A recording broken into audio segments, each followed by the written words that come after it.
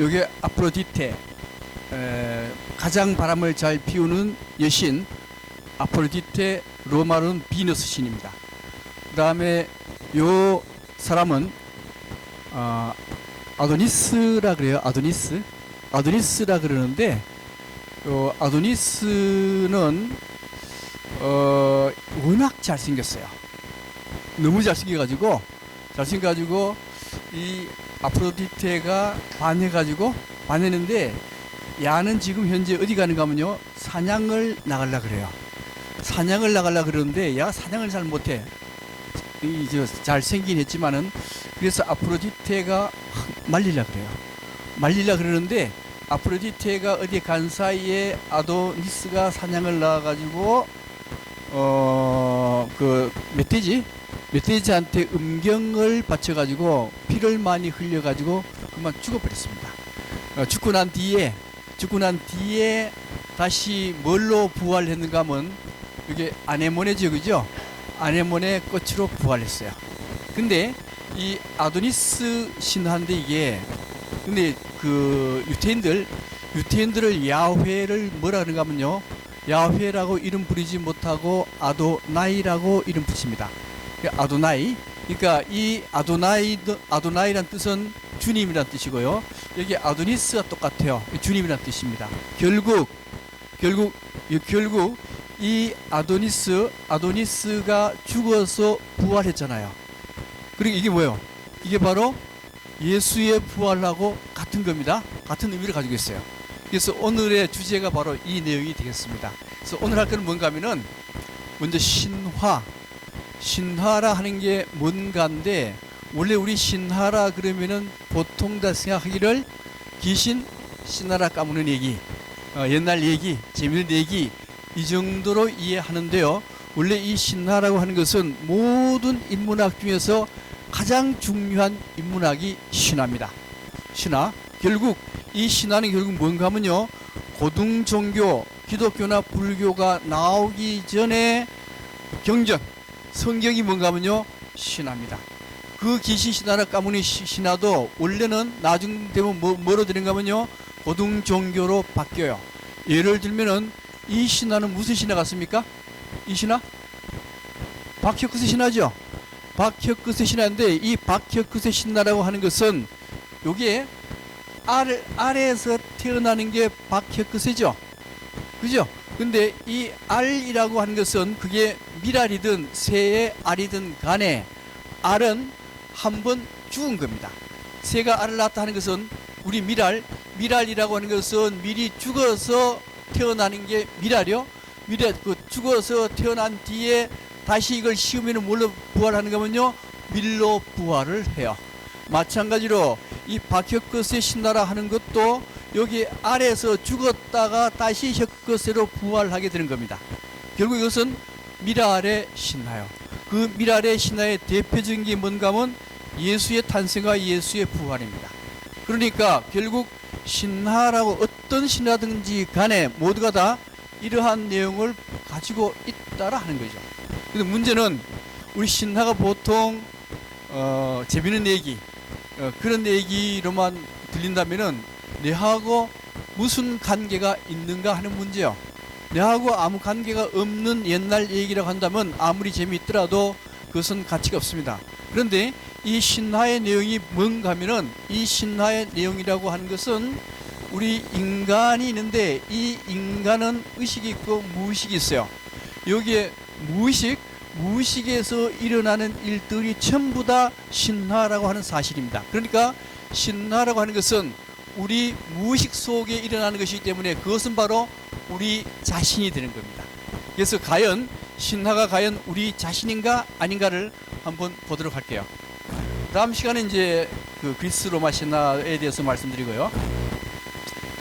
먼저 신화가 그 고등 종교, 현재는 고등 종교이지만 고등 종교 이전에는 신화가 바로 경전이라 그랬어요. 그래서 어떻게 경전이 되는 걸 한번 보겠습니다.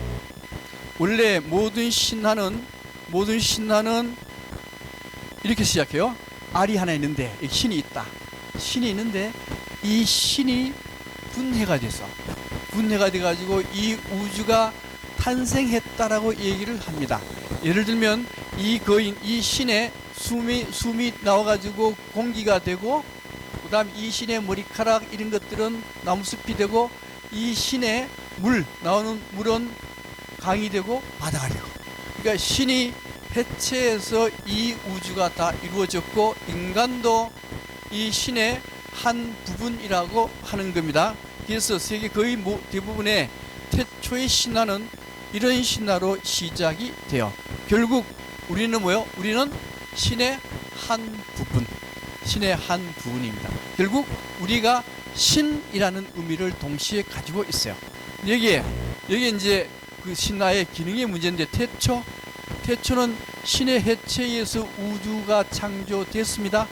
결국 인간이라고 하는 것도 신이 해체가 돼서 인간이 됐으니까 인간은 신의 한 부분입니다. 근데 신은 깨끗하고 그 다음은 존경스럽고 다 그래요. 근데 인간은 살다 보면 욕심이 생겨서 타락하고 퇴폐가 돼요.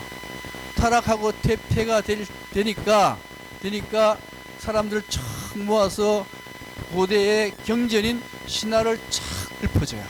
신화를 읊어줘 가지고 어떻게 해요? 신화를 읊는데, 읊는 방법은 말로 신화를 읊어 가지고 다시 태초로 돌아가게 하는 과정, 여기 하나 있고, 또 하나는 의례의식 행위를 통해서 다시 신화의 세계로 돌아가게 하는 방법이 있습니다.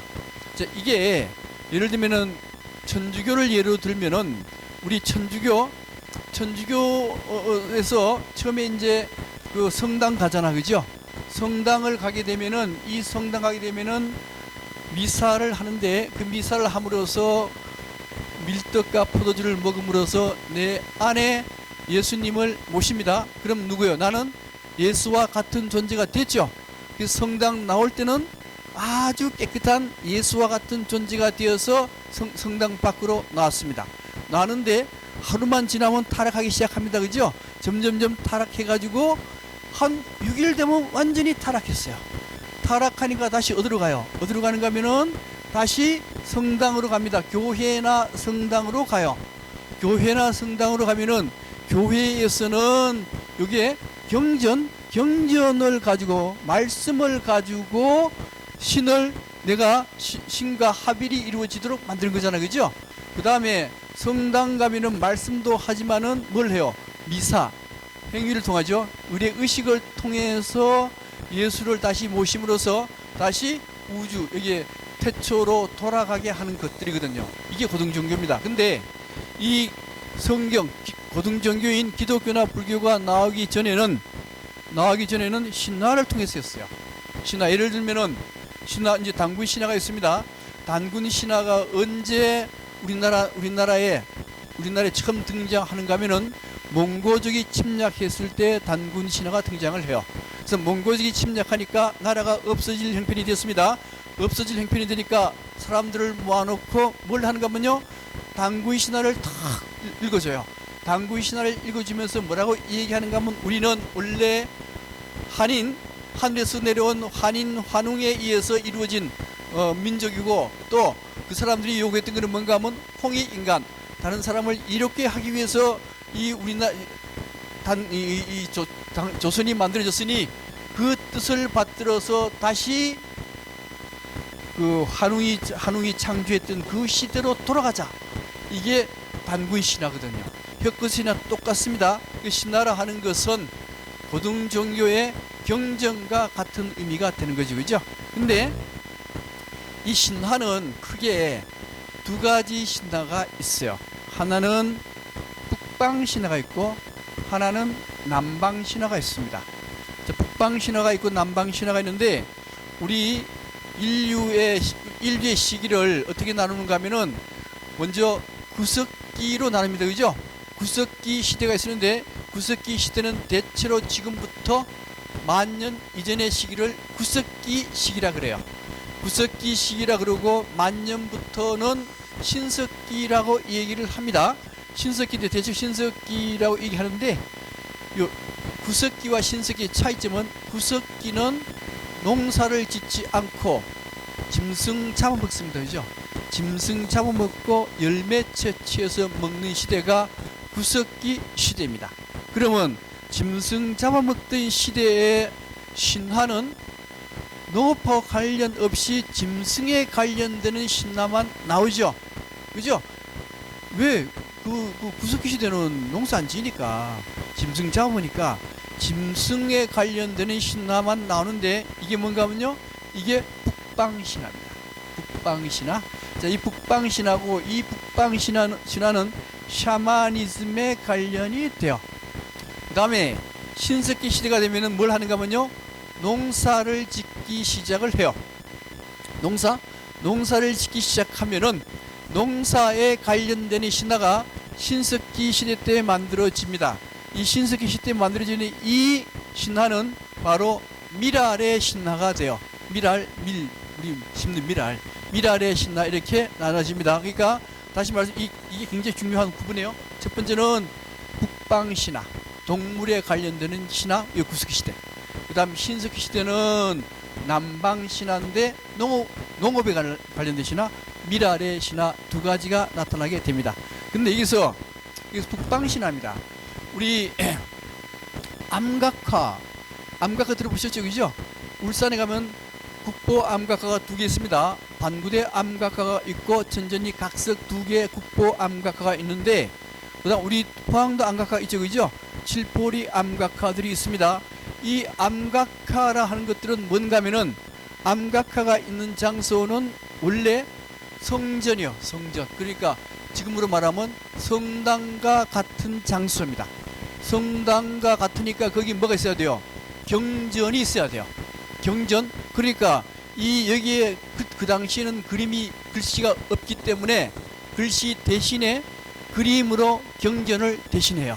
이거는 그러니까 반구대 암각화는 바로 그 당시에 경전이 되는 겁니다. 이 경전이요. 마찬가지로 칠포리 암각화, 포항에 있는 칠포리 암각화도 지금으로 말하면 경전이요. 경전이니까 이거는 신화와 연계되었을 때만 의미가 있어요. 신화와 연계되지 못하는 암각화 설명은요, 아무런 의미가 없습니다. 근데 대체로 이 울산 사람들이 반구대 암각화만 나오면 신경질 부리거든요. 자기하고 아무런 관계가 없다고요. 관계없고 이거는 암각화 연구하는 사람의 밥벌이만 될 뿐인데 우리하고 무슨 관계가 있는가? 그 이유는, 그렇게 말하는 이유는 뭔가 하면 이걸 신화와 연결시켜 주지 못하기 때문에 그래요. 그래서 만약 이걸 신화와 연결시켜 준다고 한다면은 요거는 동물 신화죠, 그죠? 여기 이제 여기 고래가 있고 여기에 뭐 짐승들 있으니까 동물에 관련되는 이게 암각화거든요. 그러니까 이게 경전은 동물에 관련되는 신화, 이 북방신화입니다. 북방신화인데 이 북방신화의 의미는 뭔가 하면은 원래 구석기 시대 사람들의 정신 수준은 지금 수준하고 틀려서 동물보다가 약간 높아가지고 구석기 시대 사람들은 동물을 우리 형제들로 취급을 합니다. 형제, 자매들, 가족들로 봐요. 가족들로 보는데 사람들이 살기 위해서는 가족과 같은 동물을 잡아 먹어야 됩니다. 잡아 먹을 때 제의식 없이 잡아먹을 수가 있어야 돼요. 그래서 제의식 없이 어떻게 잡아먹는가 하면은, 자, 이게 이제 울산 같은 경우에는 이게 축제를 해요. 고래 축제를 합니다. 축제를 하는데, 자, 이 축제 때 고래를 잡는 걸 축제라고 보거든요. 축제 때 고래들이 자발적으로 축제에 참여를 합니다. 축제에 참여해서 고래가 작살에 찔려서 이제 잡혀요. 자발적으로 잡혀가지고 어떻게 하는가 하면 살은 사람들한테 주고 영혼은 여기에 있는 영혼, 이 죽은 고래요. 죽은 고래가 이쪽으로 가잖아요. 이 죽어서 뒤집어져서 가는 거거든요. 이 죽은 고래는 다시 어디로 가는가 하면 애니멀 마스터, 동물의 주 혹은 창조주, 동물의 창조주한테로 가요. 동물의 창조주한테로 이게 죽은 고래가 동물의 창조주한테 가게 되면은 영혼이 가는 거죠. 가게 되면은 이 창조주는 이 영혼에게 살을 붙여줍니다. 살을 붙여줘 가지고 1년 뒤에 축제를 다시 하게 되면 그 고래는 다시 축제에 자발적으로 참여해서 살을 인간에게 주고 영혼은 다시 창조주한테로 간다 이거요. 이게 동물 신화, 북방 신화의 핵심이 됩니다. 이거 북방 신화는 결국 죽음이 있어요, 없어요? 죽음이 없습니다. 죽음이 없고 이 북방 신화가 나중에 뭘로 바뀌어지는가 하면요, 샤머니즘으로 바뀌어져요. 샤머니즘으로 어떻게 바꿔지는가 하면은, 제게 고래는 몸체와 혼, 영혼 두 개가 있는데 몸체는 인간에 제공을 해줘요. 축제를 통해서 잡혀가지고 제공을 해주고, 혼은 어디로 가는가 하면요, 창조주한테로 가요. 이 창조주한테로 가는데 프랑스에 있는 그 백화, 동굴 암각화 중에는 이런 창조주가 있어요. 창조주인데 이 창조주는 가면 보니까 요거는 사슴 뿔이고, 요거는 사람 손이고, 요거는 무슨 짐승이고, 요거는 사람 발이고, 여기 성기가 이렇게 나와 있거든. 그러니까 요게 성기가 굉장히 중요해요. 왜? 성기가 있어야 창조할 수 있거든, 그죠? 그래서 이걸 애니멀 마스터, 동물의 창조주가 되는 거요. 창조주한테 가가지고, 자, 여기에 혼에다가 몸을 붙여가지고 다시 축제에 참여하는 요런 시스템이었는데, 근데 이게 샤머니즘을 가면 어떻게 바뀌어지는가 하면요, 샤머니즘의 경우에는 세 단계를 거쳐야 됩니다. 먼저 첫 번째가 뭔가 하면요, 첫 번째가 무병이에요. 무당되는 사람들 보면은 처음에 아프거든요. 그 아픈 게 엄청 아파요. 엄청 아픈데 그게 병원 가서 치료될 수 있느냐? 치료가 안 됩니다. 절대 치료 안 돼요. 다 어떻게 되느냐? 신을 받아들여야 돼요. 그래서 이 무병이라고 하는 것은 더러운 몸을 깨끗하게 하는 게 바로 무병입니다. 무병, 그 다음 무당이 됐어요. 무당이 되면은 두 번째 뭘 하는가 하면요, 음주가무에 의해서 혼을 빼냅니다. 자, 이건 어떻게 하는가? 우리도 이걸 많이 경험하잖아요, 그죠? 어떻게 경험하는가 하면, 묻지마 관광 가게 되면은, 지금은 잘 안 하지만은, 70년대, 80년대 되면은, 차 타자마자 술 많이 취하고, 그 다음에 24시간 춤추고 놀아요. 예, 이게 뭔가 하면, 혼을 빼내는 겁니다. 이게 탈혼이라 그래요. 그래서, 무당의 경우에는 음주 가무를 안 해도 춤만 춰도 혼이 빠져나가요. 탈혼 상태인데요, 탈혼 상태에서 이 혼이 빠져나간 상태에서 신이 들어오는 게 있어요. 우리나라의 무당의 경우에는 혼이 빠진 상태에서 여기에 신이 들어와요. 그래서 이때부터 이 무당이 하는 얘기는 신의 얘기가 되는 거죠, 그죠? 신의 얘기가 되는 거예요. 근데 몽골의 무당의 원형은 몽골입니다. 이 몽골의 무당의 경우에는 혼이 빠져나가서 누구를 만나는가 하면요, 신을 만나요. 신을 만나고 난 뒤에 다시 몸체로 들어와요. 그러니까 여기에 동물 이 북방신화하고 요 샤머니즘하고는 아주 유사하게 돼요. 그래서 이 동물의 신화인 북방신화가 나중에 뭐로 바뀌는가 하면요, 샤머니즘으로 바뀌게 되는 겁니다. 자, 그 다음에 그러니까 이게 울산 고래 축제든 봉화의 은어 축제든 똑같아요. 똑같은데, 이게 봉화 은어 축제 한번 가보셨습니까? 제가 봉화 사람이니까 잘 알거든요. 근데 이 봉화 은어 축제는 한 8일 정도 해요. 8일 정도 하는데 사실은 봉화에는 은어가 안 납니다. 은어가 안 나요. 은어가 안 나니까 그럼 은어를 누가 갖다 줘야 될 거 아니에요. 누가 갖다 주는가 하면, 원래 공무원들은 신 같은 존재입니다. 그죠? 공무원들이 은어를 길러가지고, 예, 축제할 때 갖다 넣어요. 갖다 놓고 은어를 잡아. 은어를 잡는데, 우리 갔을 때, 우리 한 9명 갔을 때요, 9명이 평균 몇 마리 잡았는가, 수마리 잡았어요. 은어를. 예. 그 1년마다 한 번씩 하거든. 그러니까, 1년마다 은어가 오는데 누가 보내주는가 하면 신과 같은 공무원들이 항상 넣어줘요. 그러니까 이게 맞잖아, 그죠? 예, 신에 의해서 와가지고, 사람한테 사람 뜯어먹히고, 또 1년 되면 또 공무원들이 또 은어를 풀어놔. 그러니까 이게 원래 이 동물에 관련되는 축제는요, 무조건 이 형식이 반영돼야 돼요. 근데 이게 반영 안 되면은 돈 벌기 위한 축제밖에 안 되는 겁니다. 자, 이게 바로 북방신화, 구석기 시대의 북방신화입니다. 그 다음에 남방신화입니다. 그 남방신화죠. 남방신화는 뭐라는가 하면 식물에 관련된 신화입니다. 식물에 관련된 신화인데 이 식물에 관련된 신화 중에 대표적인 신화가 아즈텍 쪽의 옥수수신이 희생제인데요. 요 내용은 스페인이 멕시코에 침략해 들어가잖아요. 그죠? 그때 누가 따라 들어가는가 하면 신부가 따라 들어갔어요. 신부가 따라 들어가니까 아즈텍 쪽에 축제를 하는데 축제의 내용이 이렇습니다. 그 신부가 직접 기록한 거요. 처음에 금식 후에 여러 사람이 모여서 신나게 축제를 벌려요. 축제를 벌리고 난 뒤에 그 다음에 아름다운 처녀 하나를 딱 골라냅니다. 아름다운 처녀 골라내는데 그 처녀를 뭘로 만들어주는가 하면요, 옥수수 여신으로 선정을 해줘요.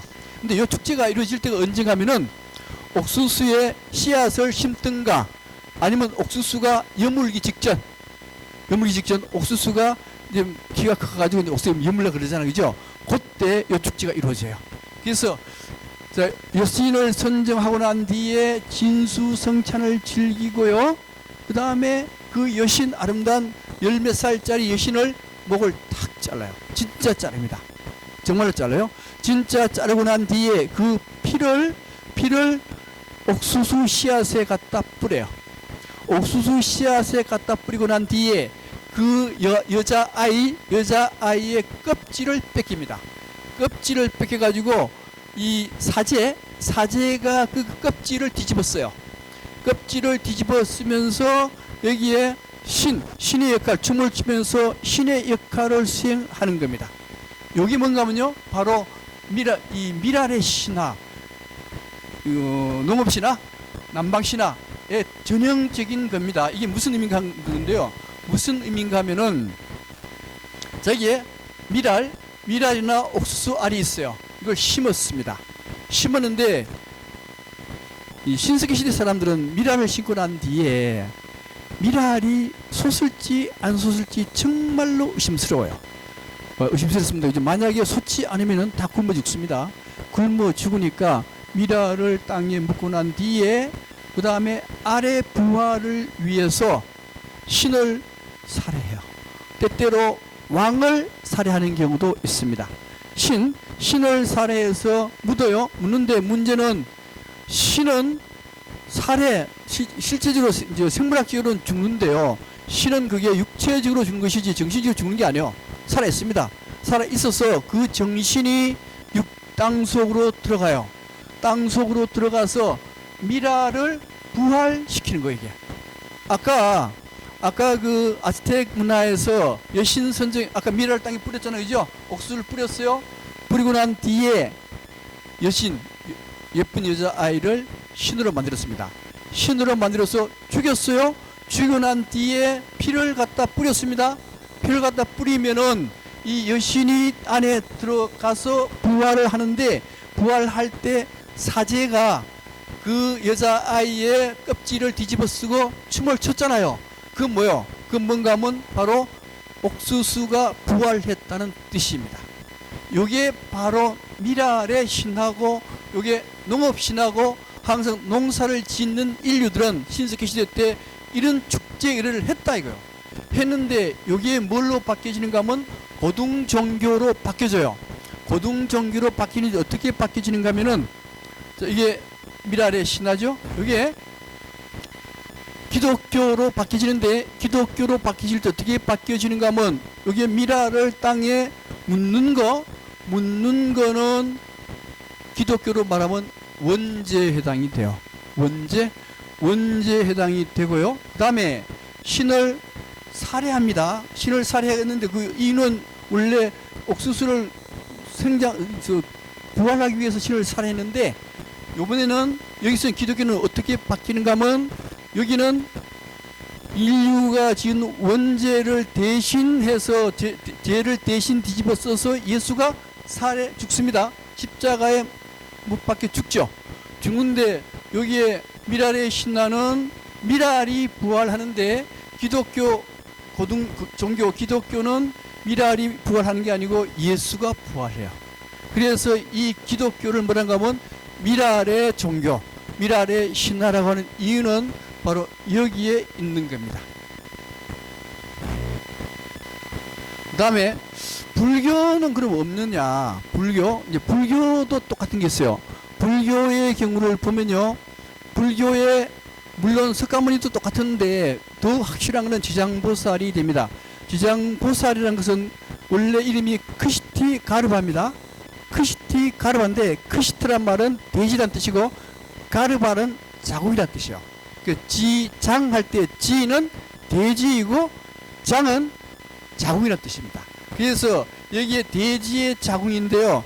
원래 지장보살이 서원을 세우는데 어떤 서원을 세우는가 하면은 만약에 지옥의 중생이 한 명이라도 있다면은 나는 열반에 들지 않겠다.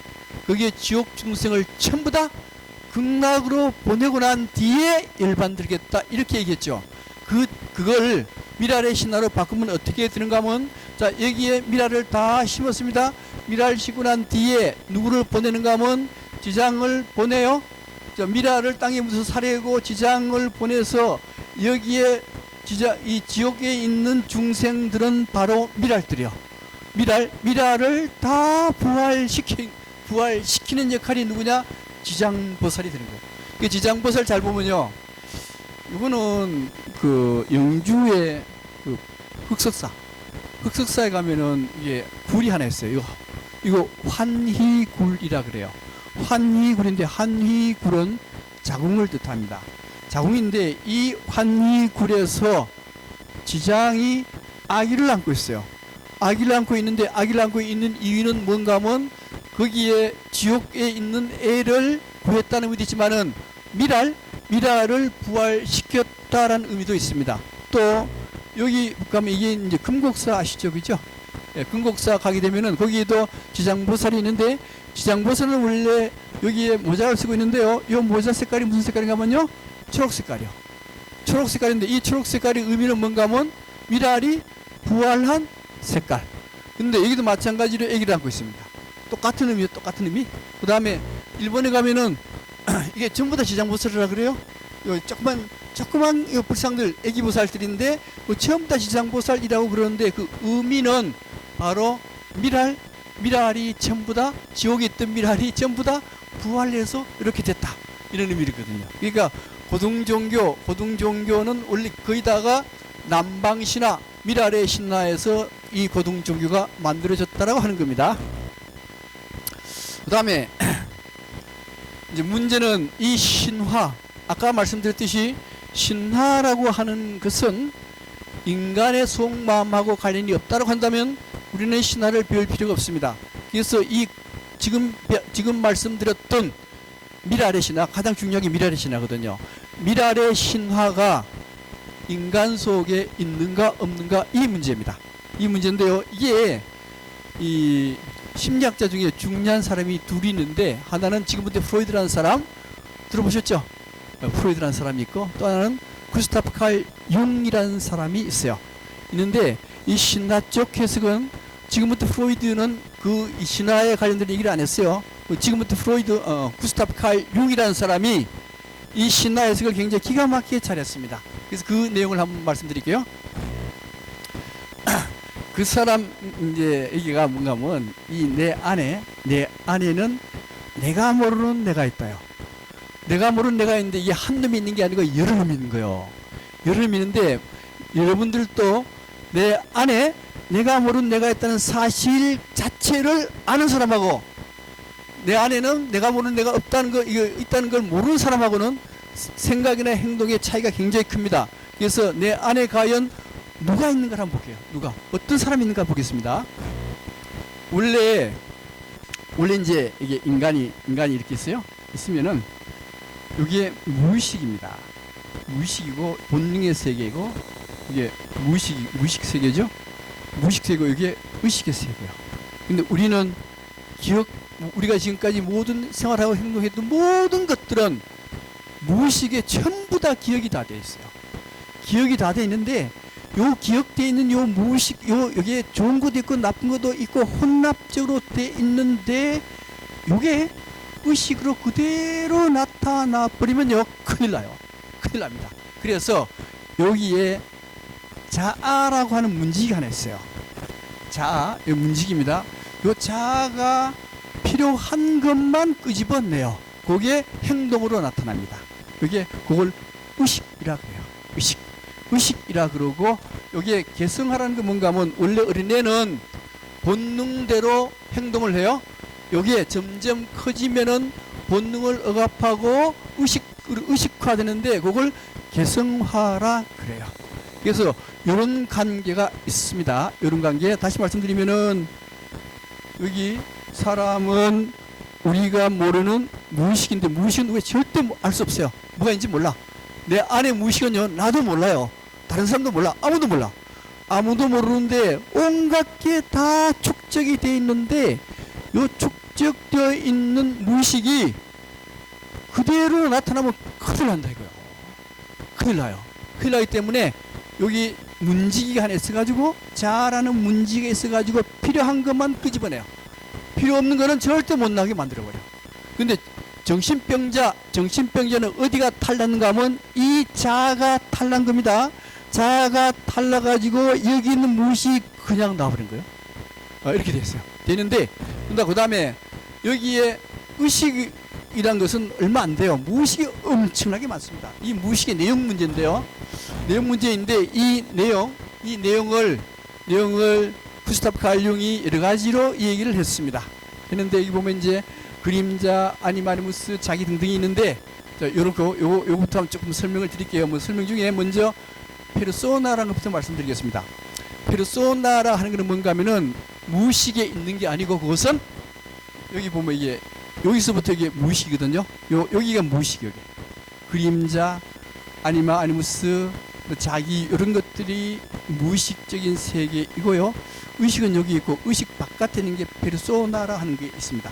페르소나라 하는 것은 뭔가 하면 가면이라 그래요. 가면. 인간은 두 가지 가면을 쓰고 납니다. 첫 번째 가면은 뭔가 하면요, 캐릭터라고 하는, 캐릭터 뭐요? 네? 성격이죠. 사람 성격이 좋다 나쁘다 하는 게 있는데, 그 성격은 무의식이 가면을 쓰고 나타난 겁니다. 그러니까 성격이 좋다 그래서 그 사람이 좋다라고 판단하면 절대 안 되는 거예요. 그거는 가면을 쓰고 나타났기 때문에. 또 하나의 가면이 있는데, 그 가면이 페르소나라 하는 가면이요. 이 페르소나라 하는 가면은 뭔가 하면, 우리 연극 배우가 연극할 때 가면을 쓰고 연극하지, 그죠? 내가 황제다 그러면 황제의 가면을 쓰고 황제 역할을 해요. 그죠? 그걸 뭐라고 하면 페르소나라 그래요. 근데 연극 배우는 연극할 때는 황제지만, 연극이 끝나면은 그 가면을 벗어던지고 인간으로 돌아오죠. 그래서 돌아오는데, 이거 못 돌아오는 사람들이 있습니다. 보통은 못 돌아옵니다. 우리도 연극은 아니지만 우리가 생활할 때에, 예를 들면은 교장 선생님을 했다. 교장 선생님을 했다는 건 뭔가 하면요, 교장이라는 가면을 썼답니다. 그죠? 연극 배우처럼 가면을 쓴 거요. 그 다음에 포스코의 간부가 됐다. 그럼 포스코의 간부라는 가면을 썼습니다. 가면을 썼는데, 요게 또 신부님이나 목사님 이런 분들도 실제는 가면을 쓴 것이지, 실제는 그 사람이 아니에요. 그러면 그 역할이 끝나면 어떻게 해야 돼요? 연극 배우처럼 가면을 벗으리잖아요. 벗어야 되는데 잘 못 벗습니다. 못 벗으면은 그 사람은 자기 본성으로 살아가는 게 아니고 항상 가면을 쓰는 가짜 인간이 될 뿐입니다. 예를 들면 아까도 말씀드렸듯이, 교장을 했는데 이제 사표를 쓰고 정년퇴직을 했는데 교장인 것처럼 행동을 해요. 거의 다 그렇죠. 거의 다 그래요. 거의 다 가면을 쓰고 생활했는데, 가면은 인간관계를 맺기 위해서 가면을 씌웠는데, 그게 끝나면 가면을 벗고 자기 스스로의 삶을 살아야 될 거 아니에요. 근데 보통 사람은 그렇게 못 산다는 겁니다. 그래서 일단 가면을 벗어 던지는 게 굉장히 중요합니다. 이것은 의식의 바깥에 있는 세계요. 그 다음에 의식의 무의식 안에는 뭐가 있느냐? 내가 모르는 놈들이 엄청나게 많다라고 하는데, 그 중에서 뭐가 들어있는가 하는 문제입니다. 첫 번째가 뭔가 하면요, 그림자 그림자라고 하는 겁니다. 이 그림자라고 하는 것은 뭔가 하면은, 그림자, 이 페르소나 가면서 인격이고요. 자, 그림자인데 이거 뭐 같아요? 이게 지킬 박사와 하이드이죠, 그죠? 이거요. 이건데 지킬 박사는 두 가지 모습을 가지고 있습니다. 하나는 착한 지킬 박사고, 또 하나는 하이드, 요거는 악한 지킬 박사요. 그래서 인간에게도 반드시 두 가지 면을 동시에 가지고 있답니다. 예를 들면 이 사람이 굉장히 착한 일하고 성격이 좋다라 하는데 그게 어디로 나타나는가 하면은 의식으로 나타나요. 좋은 면이 의식으로 나타나면은 반드시 그 무의식에는 그 반대되는 그림자가 있다라고 하는 거예요. 그림자가 있기 때문에 악한 면이 있는데, 악한 면이 자라는 문제이기 때문에 배출이 되지 못할 뿐이지, 실제 무의식에 여기에는 자아가 숨어 있답니다. 숨어 있는 이 자아가 언제 나타날지를 몰라요. 항상 나타나게 돼 있는데 안 나타날 뿐이지. 그러니까 본인이 착하게 행동해가지고 나는 착한 사람이다 하는 거 절대 믿지 마라 이거요. 자기 내부에는 반드시 그 반대되는 그림자가 아주 악한 동물적인 욕망, 부도성, 잔인성 등등은 여기 남아 있다 이겁니다. 그러니까 본인은 또 다른 사람이 실제 착하고 행동 좋고 이런가 하더라도 그 사람의 내면에는 반대되는 것이 반드시 있다라고 하는 겁니다. 그러니까 착한 사람도 없고 악한 사람도 원래는 없다, 같다. 요걸 인정하랍니다. 인정하라. 그러니까 다른 사람들 착한 사람 행동을 볼 때도 요놈이 착한 거가만 있는 게 아니고 악한 행동도 반드시 있다라는 거예요.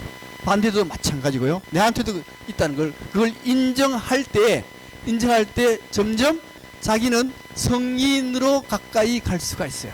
예, 그다음에 여기에 그림자 이거요. 그림자고, 그다음 더 깊은 곳에는 아니마 아니무스라는 게 있습니다. 자, 아니마 아니무스라는 건 뭔가 하면, 아니마라 하는 것은요, 요거는 내가 남자요. 남자. 이게 남자만 해당돼요.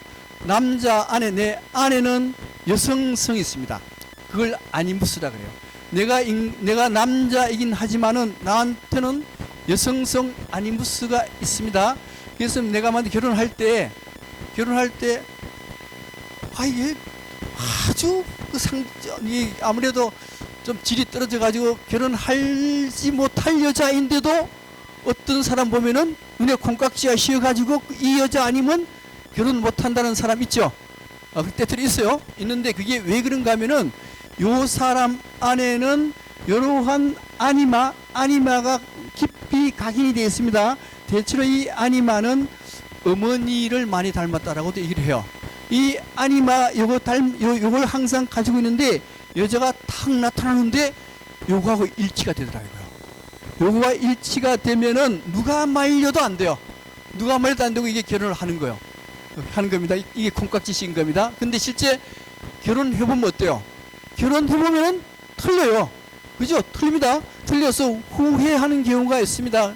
따라서 내가 저 여자하고는 안 살면 안 되겠다라고 하는 그걸 이런 눈으로 봐라 이거요. 이런 눈으로. 그러면 다시 자기 자신을 이제 내면을 들여다보는 거 아닙니까? 그죠? 그렇게 되면은 객관적으로 자기 자신을 살펴볼 수가 있는 단계가 되는 겁니다. 이게 나중에 나이가 한 5, 60 되면은 남자가 여성 호르몬 요거 해 가지고 여성화되고 여자는 아니무스 해 가지고 남성화 된다 그러죠. 그죠? 요런 얘기고. 그다음에 또 하나 콤플렉스도 있는데요. 이 콤플렉스도 이 무의식을 구성하는 굉장히 중요한 요소들입니다. 이 콤플렉스는 있으면 좋을 수가 있어요. 만약에 학력 콤플렉스가 있다. 학력 콤플렉스 있는 사람 어떻게 하겠어요? 공부를 엄청나게. 예, 그래서 유명한 학자가 될 수도 있고요.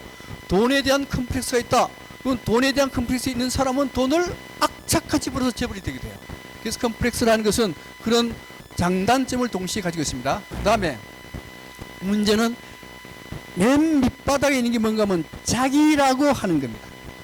자기라고 하는 건데 요 자기가 맨 밑바닥이요. 요 자기의 성향이 뭔가 하는 겁니다. 이 자기의 성향 문제인데 이게 좀 복잡하게 되는데요. 여기 의식이고 여기 문지기가 있어요. 요 안에 무의식이 있다 그랬습니다. 요 무의식이 있는데 요 무의식에는 아주 복잡한 내용들이 있는데 이게 뭔가 하면요.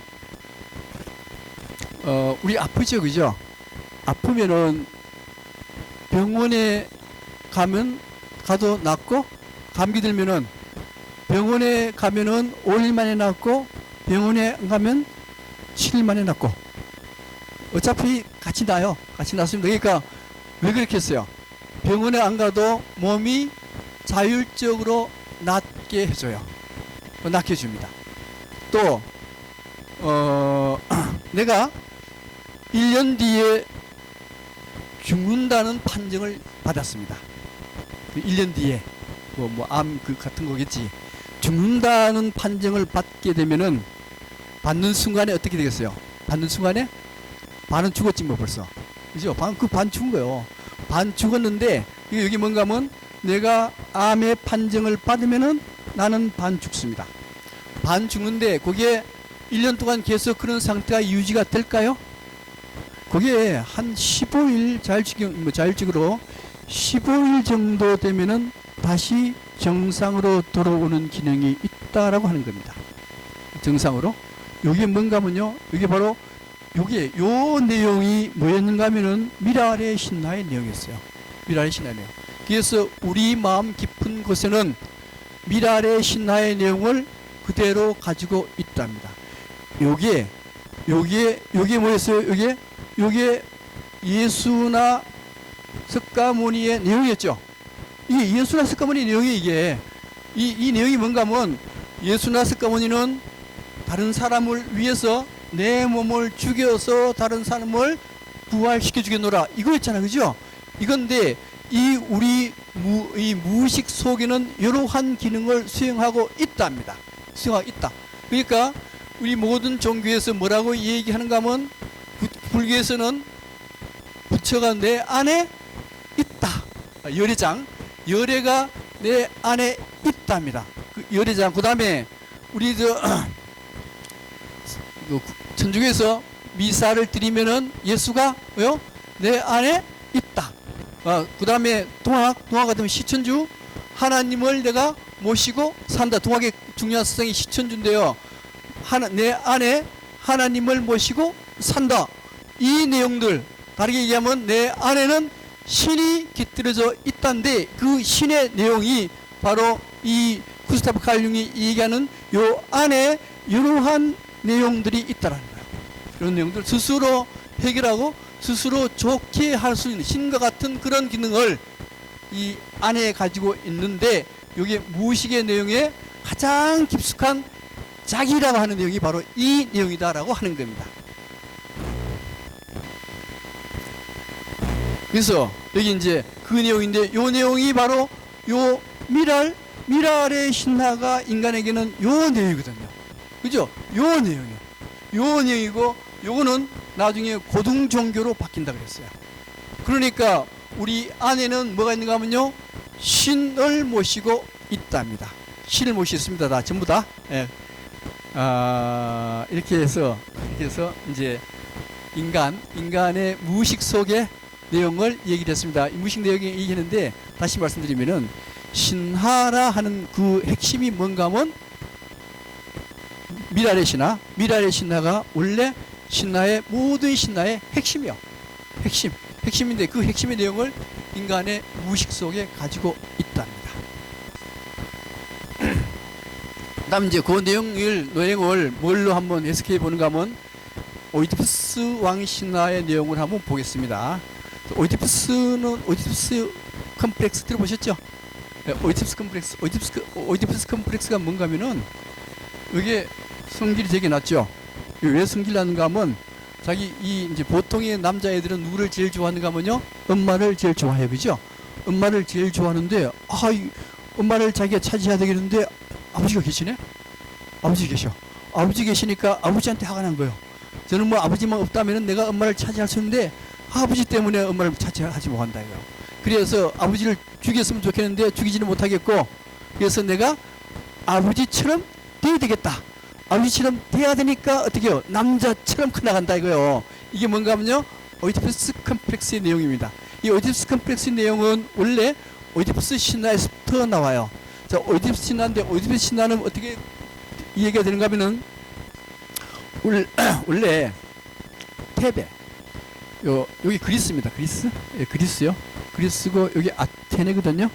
아테네고 이게 스파르타입니다. 아테네, 스파르타. 아테네의 테베 여기에서 일어난 얘기요. 테베인데 이 테베에 라이오스 왕과 이오카스테라는 왕비가 있었어요. 그래서 이오카스테가 임신을 해서 애를 낳습니다. 애를 낳는데 이오카스테가 애를 낳는데 예언에서 뭐라고 얘기하는가 하면 이 아들 때문에 이 나라 왕이 죽을 것이다. 이게 예언으로 나와버렸어요. 나오니까 왕이 기분 되게 나쁘죠, 그죠? 보통 같은 분이 참고 말 텐데 이 라이오스 왕은 뭐라고 왕비한테 뭐라고 얘기하는가 하면 야를 죽여라. 죽이는데 말을 핀으로 꽉 묶여서 죽여라 그랬어요. 그래서 이오카스테가 자기 하인 보고 야를 묶어서 갖다 버려라 그랬습니다. 그래서 묶어서 갖다 버렸어요. 들판에 갖다 버렸습니다. 갖다 버리니까 목동이 그걸 주었는데 그때 핀으로 꼭꼭 묶어놔가지고 발이 퉁퉁 불었어요. 그래서 오이디푸스라는 내용은 발이 퉁퉁 부른 아이 그런 뜻입니다. 그래서 발이 퉁퉁 부른 오이디푸스를 구해가지고 자기가 길러보니까 잘 안 돼. 그래서 코린트에 있는 목동한테 넘겨줬어요. 넘겨줬더니만 그 코린트에 있는 목동이 어디로 보내지는가 하면 여기 코린트거든요. 여기네? 여긴가? 여기요, 코린트네요. 코린트. 요 코린트에 왕국이 있었는데 그 왕국에 폴리버스와 메로페, 왕은 폴리버스고 메로페라는 왕비가 있었는데 여기에 자식이 없었어요. 자식이 없어가지고 오이디푸스를 요 왕국의 그 왕의 양아들로 삼았습니다. 아들로 삼았어요. 그래서 이제 아들로 점점 커가요. 점점 커가는데 문제는 여기에 여기 코린트 여기죠. 여기 커가는데 이 무슨 예언이 나는가 하면 예언 나는가 하면 이 아들이 자기 아버지를 죽이고 자기 어머니하고 결혼할 그런 예언이 나와요. 나오니까 이 오이디푸스는 여기 있을 수 없잖아, 그죠? 자기 아버지 죽이고 어머니하고 결혼할 팔자라 그러니까 이걸 떠나요. 떠나서 어디로 가는가 하면 테베 쪽으로 탁 갑니다. 테베 쪽으로 가는데 이 테베에서는 테베 이 라이오스 왕이 이게 이제 스핑크스 문제 때문에 이 해결하기 위해서 길을 가다가 외나무 길에서 만났어요. 만나가지고 이제 여기에 라이오스하고 오이디푸스가 서로 먼저 이 길을 통과하려고 싸웁니다. 싸우는데 오이디푸스가 라이오스 왕을 그냥 화가 나서 죽여버렸어요. 드디어 아버지를 죽인다는 예언이 반은 성취됐죠, 그죠? 죽여버렸습니다. 죽이고 난 뒤에 그 다음에 이 스핑크스가 예언자들을 굉장히 괴롭히니까 스핑크스가 내는 수수께끼를 풀어야 돼요. 수수께끼를 푸는데 이 수수께끼 내용이 뭔가 하면 아침에는 4발로 걷고 점심 때는 2발로 걷고 저녁 때는 3발로 걷고 있는 거는 뭐냐 하는 그 수수께끼였어요. 그래서 이 오이디푸스가 그러니까 사람이 맞잖아요, 그죠? 사람은 어린 애기 때 4발로 기고 그다음 장년은 2발로 기고 노인 되면 지팡이 짚고 3발로 기고 그러니까 사람이란 말이죠. 이 답을 맞추니까 이 스핑크스는 그냥 떨어져 죽어버립니다. 자, 죽고 난 뒤에 스핑크스가 죽으니까 그 이제 괴롭히는 게 죽었으니까 나라로 봐서는 큰일을 한 거죠. 큰일을 하니까 그 라이오스 왕의 왕비가 야하고 결혼을 해요. 그리고 이오카스테가 자기 어머니죠. 어머니하고 결혼을 한 겁니다. 그런데 결혼을 했는데 나라에 역병이 들어가지고 병이 굉장히 많이 전파가 되니까 나라가 혼란스러워요. 혼란스러운데 왜 그렇게 됐는가 예언이 나오는데 이 라이오스 왕을 살해했기 때문에 그렇게 됐다는 거예요. 그러면 이제 라이오스 왕 살해한 걸 찾아야 될 거 아니에요, 그죠? 그래서 라이오스 왕을 살해한, 자, 라이오스 왕을 살해한 걸 오이디푸스가 막 찾으려고 그래요. 찾으려고 하면서 누구한테 묻는가 하면 장림 예언가인 테레시아스한테 묻습니다. 테레시아스한테 물으니까 테레시아스가 내막을 알았어요. 아, 이 라이오스 왕을 죽인 것은 라이오스 왕의 아들인 오이디푸스가 죽였다는 내용을 압니다. 그래서 덮으려고 그래요. 덮으려고 그러는데 오이디푸스는 끝까지 알아내려고 그래. 알아내려고 그러는데 누가 죽었는가 하면요. 누가 죽는가 하면 이 코린트의 왕이 죽었어요. 코린트의 왕이 죽어서 왕의 전령이 왕이 죽었다라고 오이디푸스한테 왔습니다. 와서 뭐라고 얘기하는가 하면 당신은 원래 코린트의 왕의 아들이 아닙니다. 왕의 아들이 아니고 당신은 양자로 드렸습니다. 이렇게 얘기하네. 이렇게 얘기하고 그 다음에 라이오스의 종, 이거 원래 오이디푸스가 라이오스를 죽였을 때 라이오스 종이 있는데 도망가버렸거든요. 도망가는데 이때 찾아와요. 찾아와서 뭐라고 얘기하는가 하면 라이오스를 죽인 사람은 바로 당신이요. 딱 이렇게 라이오스 왕을 죽인 거 또 알아냈어요. 또 알아냈는데 문제는 이 라이오스 왕이 오이디푸스를 버렸을 때 그때의 목동들이 있어죠. 그죠? 목동들이 도착하는 거예요. 목동들이 도착해서 뭐라고 얘기하는가 하면은 바로 이 당신은 오이디푸스는 라이오스 왕의 아들입니다. 이게 다 알려지니까 오이디푸스는 가만 보니까 이게 자기 아버지를 죽였고 자기 어머니가 결혼했고 이런 상태 아니요. 이런 상태가 되다 보니까 여기에 그 유카스테, 자기 어머니의 이 유카스테에 있는 브로치를 빼가지고 눈을 찔러버립니다. 두 눈을 찔러서 완전히 장님으로 돼버려요. 장님으로 되고 그 다음에 그 당시에 지도자인 크리온이 이 라이오스를 오이디푸스를 추방시켜버립니다. 자, 이게 오이디푸스의 비극인데 이 비극에 포함되는 내용이 뭔가 하면 원래 이게 미랄의 신화와 연관되어 있어요. 미랄의 신화와 연관되어 있는데 이게 밀입니다. 밀이 커서 미랄이 돼요. 그러니까 요 미랄은 요 돼지의 자식이죠. 그죠? 돼지의 자식이에요. 돼지의 자식인데 나중에 미랄이 다시 돼지에 떨어집니다. 미랄이 돼지의 자궁에 떨어져서 다시 미랄이 어떻게 돼요? 미랄이 다시 커요. 그죠? 그런데요, 여기에 미랄이 죽는 미랄이 떨어진다는 것은 밀이 죽는다는 걸 의미합니다. 밀이 죽는데 누구에 의해서 죽는가 하면 돼지의 여신에 의해서 죽고 그 다음에 이 미랄이 땅에 떨어집니다. 돼지의 자궁에 떨어지는데 요거는 돼지의 자식이죠. 돼지의 자식인데 돼지의 자식이 자기 어머니의 자궁에 떨어져서 다시 미랄이 싹트요. 이거는 뭐예요? 이 미랄의 신화는 사실은 근친상간적인 의미가 굉장히 강하죠. 이 근친상간적인 이 미랄의 신화를 오이디푸스 신화로 이렇게 만들어졌다라 하는 내용입니다. 내용이고 그 다음에 오이디푸스 컴플렉스라 하는 것은 아까 오이디푸스가 자기 아버지를 죽이고 자기 엄마와 결혼했죠, 그죠? 결혼한 거요. 결혼했는데 그걸 이제 오이디푸스 심리학에서는 오이디푸스 컴플렉스로 바꿔버린 거지. 예. 그 다음에 요게 또 하나 아까 미랄의 신화에서 이런 내용들이 나왔어요. 미랄을 뿌리고 신을 죽이고 다시 미래에 부활하고. 근데 요게 또 뭐가 되는가 하면 이 돼지의 아들인데 여기 누군가 하면 바로 이 오이디푸스요. 오이디푸스를 버립니다. 그죠? 오이디푸스를 버려요. 죽인 거 같은 거요. 죽였어요. 죽이니까 누가 대신 또 따라 죽는가 하면 라이오스 왕이 대신 죽어요. 다시 죽고 난 뒤에 여기에 돼지의 아들인 오이디푸스가 눈을 찌릅니다.